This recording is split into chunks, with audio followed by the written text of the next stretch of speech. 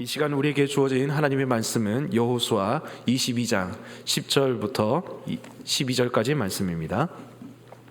여호수아 22장 10절부터 12절까지 말씀입니다. 저와 여러분들이 한 절씩 교독하도록 하겠습니다. 제가 먼저 읽습니다. 루벤 자손과 갓 자손과 므낫세 반 지파가 가나안 땅 요단 언덕가에 이르자 거기서 요단가에 제단을 쌓았는데 보기에 큰 제단이었더라.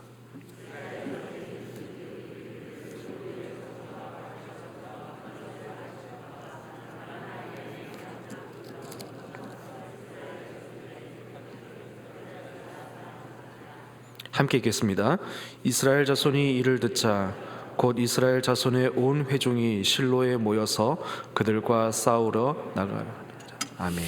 네, 저희 이번 특세 한 주 동안 하나됨이라는 주제로 진행하고 있습니다. 특별히 또 우리 교구 목사님들을 통해서 우리 월요일에는 하나됨으로 하나님의 영광을 드러냄에 대해서 나누었고, 또 어제는 구원으로 하나님과 하나 되어 사랑으로 화목하는 직분을 우리가 받았다라는 사실에 대해서 함께 나누었었죠. 그리고 오늘은 이스라엘이 가나안 땅을 차지하고 난 이후에 그 공동체에게 있었던 일을 통해서 우리가 여러 분열의 조짐 속에서 어떻게 하나됨을 이룰 수 있는지 생각해 보려고 합니다. 오늘 저희가 함께 읽은 이 본문은 하나됨을 저해하는 큰 문제 한 가지를 다루고 있습니다.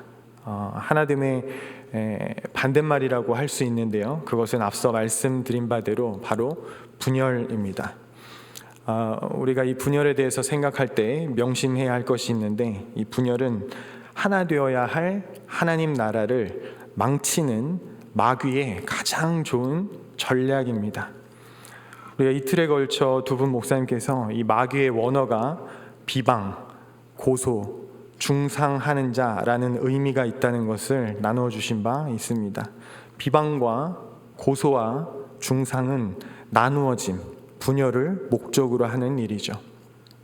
그리고 갈라디아서에서는 이 마귀에 속한 일을 곧 육체의 일이라는 표현으로 설명하면서 이 분열을 경계하라고 분명히 선언하는 것을 볼 수 있습니다. 갈라디아서 5장 19절에서 21절 말씀입니다. 제가 읽겠습니다. 육체의 일은 분명하니 곧 음행과 더러운 것과 호색과 우상숭배와 주술과 원수 맺는 것과 분쟁과 시기와 분냄과 당 짓는 것과 분열함과 이단과 투기와 술취함과 방탕함과 또 그와 같은 것들이라. 전에 너희에게 경계한 것 같이 경계하노니 이런 일을 하는 자들은 하나님의 나라를 유업으로 받지 못할 것이요. 다시 한번 말씀드리겠습니다. 분열은 마귀의 전략입니다. 그것은 성령의 일이 아닌 육체의 일이고 하나님 나라를 회방하는 일이며 그 나라에 속하지 못하게 되는 일입니다. 이것을 성경은 우리에게 강하게 경고하고 있죠. 그런데 이 분열이라는 것을 우리가 겪지 않을 수는 또 없습니다. 왜냐하면 우리가 연약한 존재이기 때문입니다. 우리가 죄인이기 때문이죠. 비록 우리가 죄사함을 받고 성령께서 우리 안에 계시지만 우리는 끝없이 육체의 소욕에 도전을 받는 존재로서 내가 넘어지기도 하고 또 다른 사람들이 넘어지기도 하기 때문입니다. 이런 상태를 바울은 이렇게 설명했죠. 갈라디아서 5장 17절에 육체의 소욕은 성령을 거스르고 성령은 육체를 거스르나니 이 둘이 서로 대적함으로 너희가 원하는 것을 하지 못하게 하려 함이니라. 믿는 사람들 안에 있는 육체의 소욕과 성령께서 서로 계속해서 대적하고 있고, 그 일로 인하여 그 일에 실패한 사람들이 육체의 소욕대로 행동하게 되므로 우리 안에 분열들이 일어날 수 있다라는 것입니다. 초대교회 역사 가운데서도 분열의 역사가 있습니다. 교회에 일어난 분열로, 교회 안에서 일어난 분열로 바나바와 바울의 다툼의 예를 우리가 생각해 볼 수 있겠습니다. 이 바울과 바나바는 1차 선교 여행 중간에 도망쳤던 마가를 2차 선교 여행에 동행시키는 여부를 두고 심하게 다투었습니다. 그리고 이 다툰 끝에 결국 의견을 모으지 못하고 이 마가를 두고 가려는 바울과 마가를 데리고 가려는 바나바는 갈라져서 서로 사역을 하게 됩니다. 물론 추후에 바울은 이 마가를 아들로 부르면서 화해하는 모습을 보이기는 하지만 당시에는 이 마가를 두고 초대교회 선교에 굉장히 중요했던 두 축과 같았던 두 사람이 분열을 했다라는 것입니다. 분열을 했고 선교 여행은 두 방향으로 진행될 수밖에 없게 되었죠. 이것이 결과적으로는 복음을 더 확장하게 되는 그런 결과를 낳았다 할지라도 이 두 사람의 분열을 우리가 잘한 일이라고 볼 수는 없습니다. 분열을 통해서 오히려 일하시는, 합력하여 선을 이루어 가시는 하나님께 영광 돌릴 뿐인 그런 일이죠. 그리고 인류의 역사 속에서 카톨릭에서 개신교, 우리 개신교가 분열한 일도 교회사에 있어서는 핵심적인 분열의 사건 가운데 하나입니다. 그런데 이 개신교가 분열한 사건은 진리를 수호하기 위한 목적으로 다 잘 아시다시피 발생한 일입니다. 당시에 카톨릭은 성경보다 교회의 전통과 교황의 권위를 우선시하고 있었고 또 선행으로 구원을 얻게 된다고 가르치면서 성경의 진리를 왜곡하였었습니다. 또 가장 심각한 문제 가운데 하나였는데요, 죄를 사해주는 대가로 물질적인 보상을 요구한 면죄부와 같은 제도를 만들어서 부자는 사면받기 쉽게 만들고 가난한 사람은 사면받기 어렵게 만들었던 병폐와 부패를 당시 카톨릭은 가지고 있었죠. 따라서 이 개신교가 분열한 사건, 카톨릭으로부터 분열하게 된 이 사건은 카톨릭이라는 거대 집단을 변화시키고자 하는 운동이 카톨릭 내부에서 먼저 있었지만 그것이 녹록하지 않으니까 분열함으로써 진리를 지키고자 했던 것입니다. 또 우리 개신교 안에서도 많은 교단으로 분열되어 있는 것을 우리는 보고 있습니다. 이것은 각각 중요하게 생각하는 신학적 입장에 따라서 서로 다른 방향으로 나아간 결과이죠.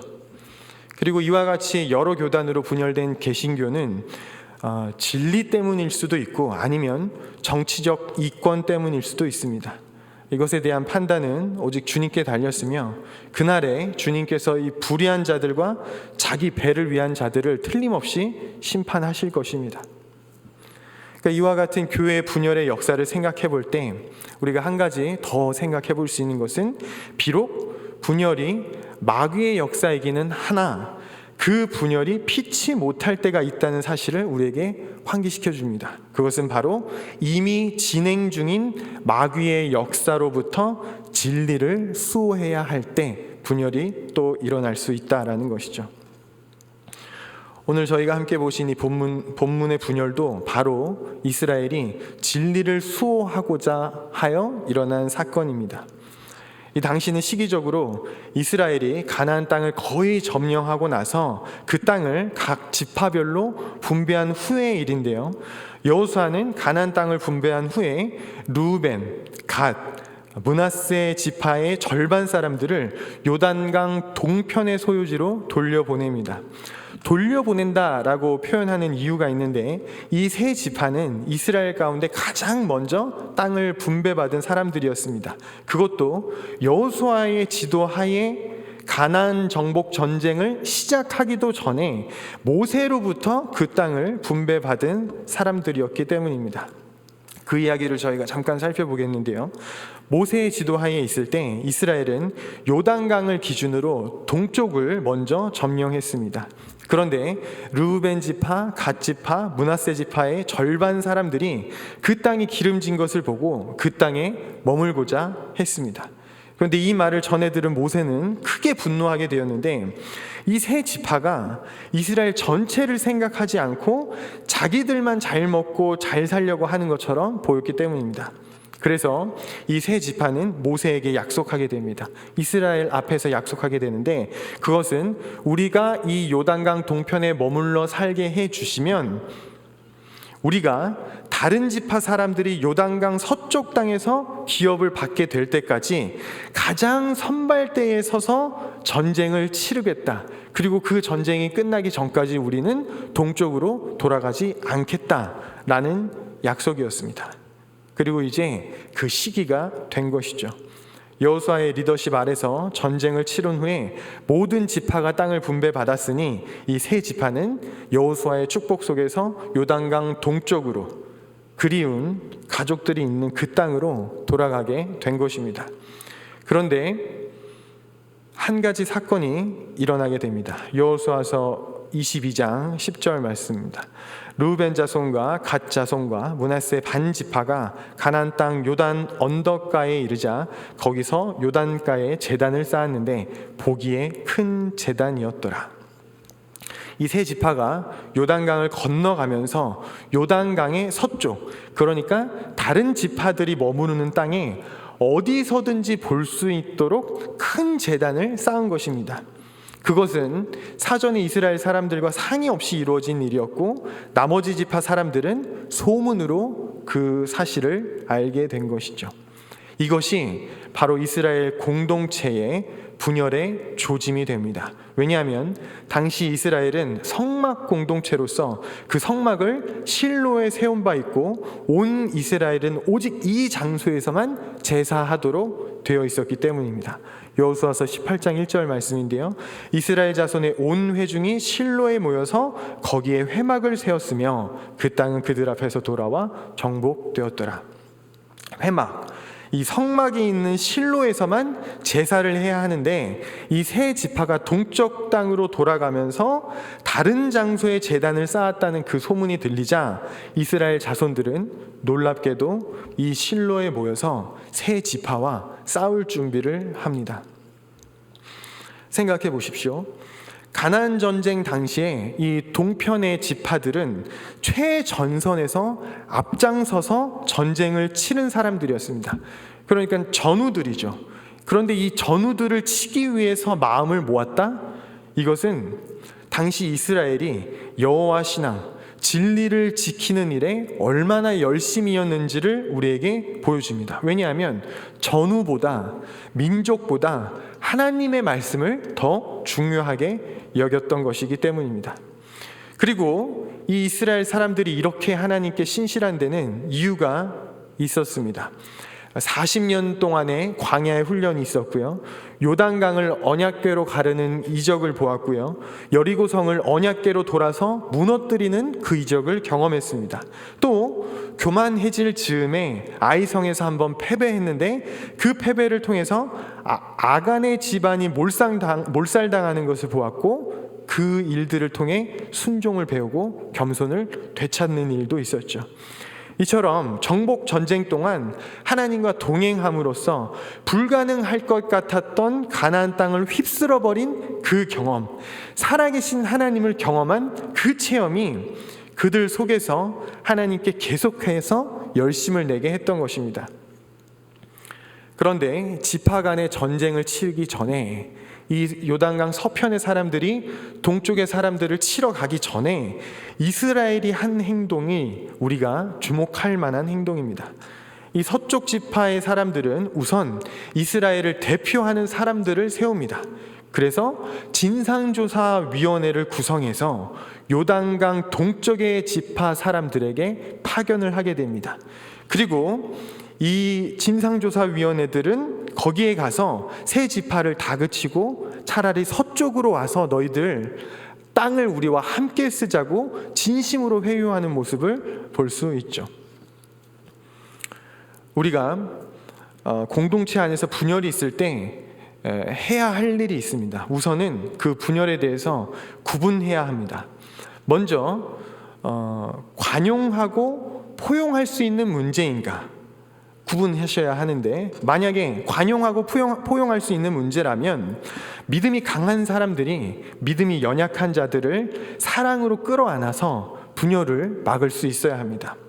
혹은 질서 있고 공의롭게 해야 할 문제인가 구분해야 합니다. 만약에 그렇게 판단이 선다면 그때는 공동체가 정한 대표 혹은 방법에 따라서 모든 사람의 마음에 흡족한 방법을 찾아가야 합니다. 그게 이 분열을 극복하는 방법입니다. 혹은 진리에 대한 문제인가, 이것을 또 구분해야 하는데요. 만약에 진리에 대한 문제라는 판단이 서면 그때는 그 진상을 철저히 조사하여 말씀의 진리가 교회 안에서 훼손되는 일이 없도록 해야 합니다. 진리가 훼손될 위기라는 판단이 서면 앞서 살펴본 여러 예시대로 분열이 불가피할 때도 있는 것이죠. 요단강 서쪽 지파 사람들은 진리를 훼손하지 않기 위하여 전우와의 전쟁도 불사함으로 분열하고자 했으나 즉시 전쟁에 돌입하지 않았었습니다. 먼저 이 사람들은 그 진상을 철저히 조사하기 위해서 공동체의 대표를 세워서 그들에게 그 임무를 맡겼죠. 그런데 그 결과 그것이 서쪽 지파들의 아주 큰 오해였음이 드러나게 됩니다. 여호수아서 22장 22절입니다. 전능하신 자 하나님 여호와 전능하신 자 하나님 여호와께서 아시나니 이스라엘도 장차 알리라. 이 일이 만일 여호와를 거역함이거나 범죄함이거든 주께서는 오늘 우리를 구원하지 마시옵소서. 이 요단강 동편의 사람들은 하나님 앞에서 자신의 진실됨을 호소합니다. 그것이 제사를 드리기 위한 것이 아니라는 것을 하나님 앞에서 선언하고 있는 것이죠. 그리고 실은 그것이 요단강 서편의 다음 세대들이 이 요단강을 경계로 다른 지파들로부터 따돌림을 당해서 하나님을 예배하지 못하게 될 것을 염려해서 자신들이 하나님께 제물로 예배하는 사람들임을 증명하기 위해서 세운 제단이 바로 요단강 동편의 사람들이 세웠던 제단의 목적이었던 것입니다. 이것이 여호수아서 22장 26, 27절에 기록하고 있습니다. 우리가 말하기를 우리가 이제 한 제단 쌓기를 준비하자 하였노니 이는 번제를 위한 것도 아니요 다른 제사를 위함도 아니라 우리가 여호와 앞에서 우리의 번제와 우리의 다른 제사와 우리의 화목제로 섬기는 것을 우리와 너희 사이와 우리의 후대 사이에 증거가 되게 할 뿐으로써 너희 자손들이 후일에 우리 자손들에게 이르기를 너희는 여호와께 받을 분깃이 없다 하지 못하게 하려 함이라. 요단 동쪽의 지파들은 그들의 다음 세대의 신앙을 염려해서 교육과 증거의 목적으로 제단을 세웠던 것입니다. 이 일로 오해는 풀리게 됩니다. 진상조사위원회는 그들의 뜻을 좋게 여겼고 이 일은 온 이스라엘을 즐겁게 했다고 성경은 기록합니다. 이 분열이 종식되고 다시 연합하게 되었던 것이죠. 그리고 서쪽 지파 사람들은 그 단의 이름을 오늘 설교의 제목대로 여호와께서 하나님이 되시는 증거라고 이름을 붙이게 됩니다. 우리가 이 사건을 결과적으로 봤을 때 이것을 생각해 볼 수 있습니다. 이 사건은 요단강 동쪽 지파 사람들도 하나님을 위한 일이었고 서쪽 지파 사람들도 하나님을 위한 일이었습니다. 그런데 양쪽 모두 하나님을 위한 일을 했는데 분열의 조짐이 일어났던 것을 보게 되는 것이죠. 그래서 앞서 말씀드린 내용과 함께 말씀을 정리해 보면 우리가 공동체 안에서 분열을 막기 위해서는 이것을 기억해야 합니다. 첫째, 분열은 마귀의 역사라는 것입니다. 그리고 둘째, 그러나 이미 진행 중인 마귀의 일로부터 진리를 수호하기 위해서 분열이 불가피할 때가 있다라는 겁니다. 하지만 그것은 하나님과 연합하기 위한 일임을 우리가 기억해야 합니다. 셋째, 서로가 하나님을 위한 일을 추구하더라도 바울과 바나바처럼 분열이 있을 수 있습니다.